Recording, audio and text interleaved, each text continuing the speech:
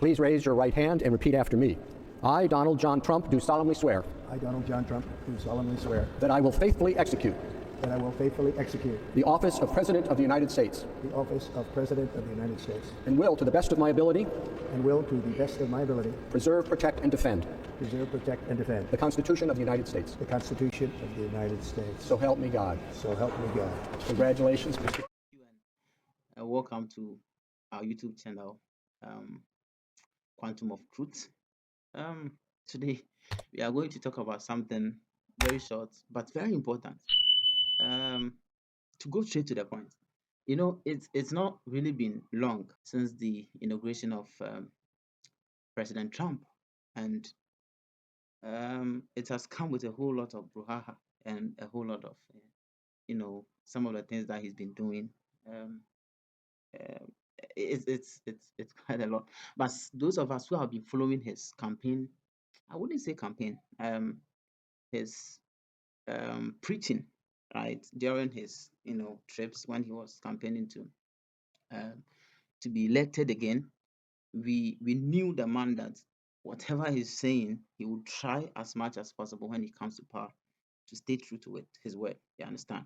And so we are not, some of us are not really shocked by some of the things that the bold decisions he's been, during his campaign trail, all the things that he's doing today. He promised them that when I come, I will do them. You understand? The release of the JF Kennedy assassination files that they have kept it so long. We've been wondering how he died. Martin Luther King, making sure that gender is only male and female. As of today, it will henceforth be the official policy of the United States government that there are only two genders, male and female. Closing of their border and arresting those who have entered into America illegally, releasing them to their country, and a whole lot of things. We knew, but personally, somebody that I follow a lot, so I know that this man is true to his word, and he will do it. You understand?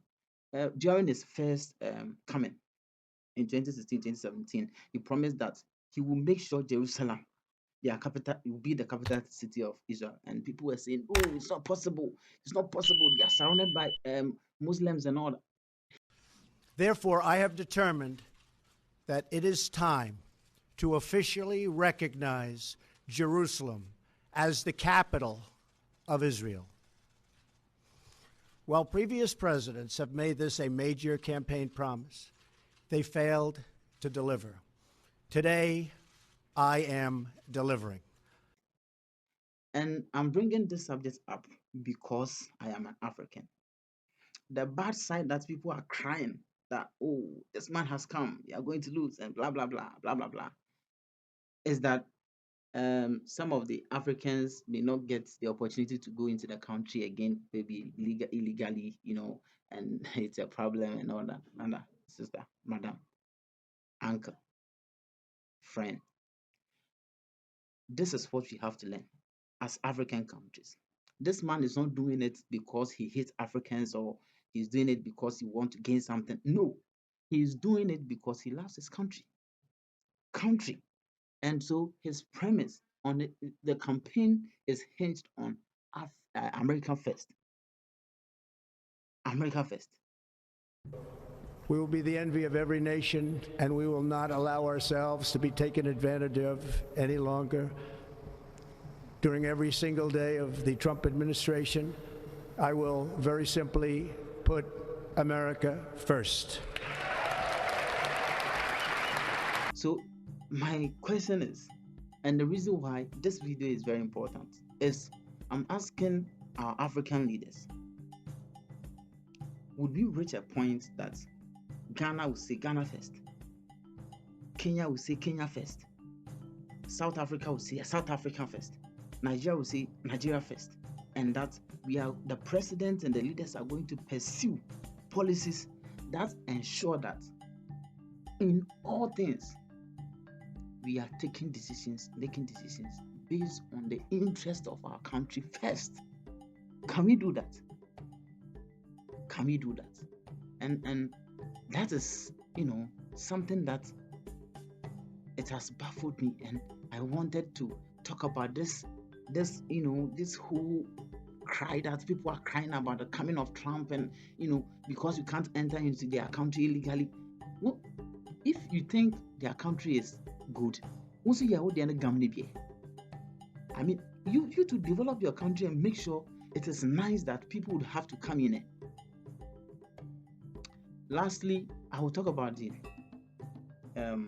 advantage that we have to take, as far as the coming of this president is concerned. Okay, if any country in Africa would have a chance to sign this anti-LGBT bill, gay right bill, and I don't want to allow gay people to be in my country. It is illegal. It is a sin. It is an abomination. It is something that we have not condoned. Blah blah blah blah blah blah. Your time is now. I don't want to. Probably I may be specific. With respect to Ghana, they try to introduce a bill that prohibits male and female sleeping, male and whatever, anti-LGBT bill, and the then president Akufo-Addo couldn't sign it, or probably he didn't want to sign it, so he put up a whole lot of drama around it, sending it to Supreme Court and blah blah blah, so they didn't sign it. Ghana may pass hate bill to punish allies for even advocating for LGBTQ+ rights. Ghana's parliament is revisiting the contentious Promotion of Proper Human Sexual Rights and Family Values Bill 2021. This move aims to address 14 clauses proposing community service instead of incarceration for those advocating LGBTQ+ rights in Ghana. By initiating a second consideration stage, Parliament bypasses the third reading, postponing the bill's scheduled passage. Second Deputy Speaker Andrew Asiama stated that further amendments may be made before final passage. If passed, the bill would increase penalties for homosexuality and criminalize identifying as LGBTQ+ or supporting LGBTQ+ rights. Whatever. At that time, I'm not defending you, Akufo-Addo. But what I'm saying is that at that time, those who were in power in the US, Joe Biden and his people, they are people who encourage LGBT, they love them, and could you imagine Easter? I mean, we can go into it, but it is a symbolic day for Christians, and he turned the Easter day into LGBT Day. Critics say Biden and the woke mob are taking a swipe at Christians this Easter. This year, Easter Sunday falls on Transgender Visibility Day, which is traditionally on March 31st. But this year, not only did Fairfax County, Virginia, make an official proclamation for Easter Sunday, so did President Biden. Biden was the first president ever to issue an official proclamation for Transgender Day of Visibility, and this was back in 2021. And in his proclamation this year, he said, quote, "Today we send a message to all transgender Americans. You are loved, you are heard, you are understood, you belong. You are America, and my entire administration and I have your back." Isn't Joe Biden Catholic? Yes. Okay, just checking. And he allowed, I'm talking about Joe Biden, he allowed people to come to the White House, like in Ghana, our Flagstaff House, White House, to come and display their LGBT abilities. Some of them removing themselves, going naked, and in such time where the power, the president who is ruling the world, America, you go and sign the LGBT bill, probably it might be a little, but we have gotten an opportunity where Trump is president now. And so if we have to do anything, if any country wants to do anything, if any country wants to advance the prohibition of the LGBT culture in Africa, in any African country, it is now. You can seize the opportunity to do it now. Because if by any means, whether they kill this, because people are talking about, have prophesied about assassination on his life, and you couldn't say anything also free power when he leaves office, you are done. It may be very difficult for you to get the opportunity again. He himself is somebody who doesn't support this LGBT shenanigan and all this nonsense. So if he is in power and America rules the world, and if he is ruling the world and you want to sign an LGBT bill, this is the time. You don't have any time anywhere again. And see, if you want to do anything about LGBT, if you are a country, Liberia, whatever, African country, you are poor, you can't go in terms of, challenging them with your resources. And no, you can't. The only way you can take advantage is whilst he's in power, because I think he may even support you. I know the man. If he hears that, let's say Ghana has signed an anti-LGBT bill, he won't do FOCO. He won't do anything. It's not like he won't do FOCO because he doesn't have the power to do so. He's somebody who doesn't give a damn about these LGBT rights and blah blah. Something is doing him. So if any country, African country, wants to advance, wants to take an opportunity to sign a bill that will prohibit LGBT, this is the time. I think you can even do it early. Ours is in power. He has given us an opportunity, Africans, all of you presidents. And so I said something. If you're a government now, if your government is in power and LGBT is something that you think you don't like, and you don't sign a bill whilst this man is in power, it means that you like it. Because if any religious body, international organization tries to, punish or advance punitive measures against countries that are trying to sign LGBT bill, this man will go against them. He will go at them.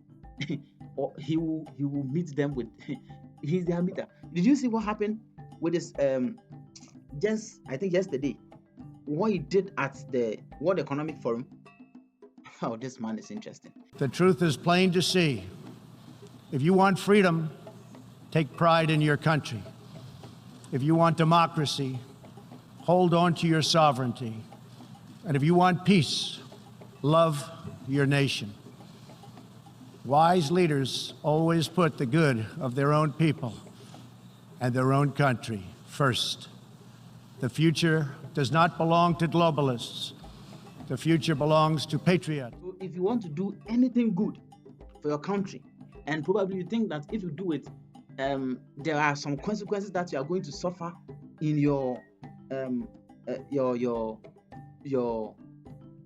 for taking that decision from international bodies, this is the time. You don't have any time again, right? So try and I'm just, it's something that I just wanted to bring to your notice, and I'll end it here. I'm sure families and churches, not Washington and bureaucrats, know best how to create strong and loving communities. Above all else, we know this: in America, we don't worship government, we worship God.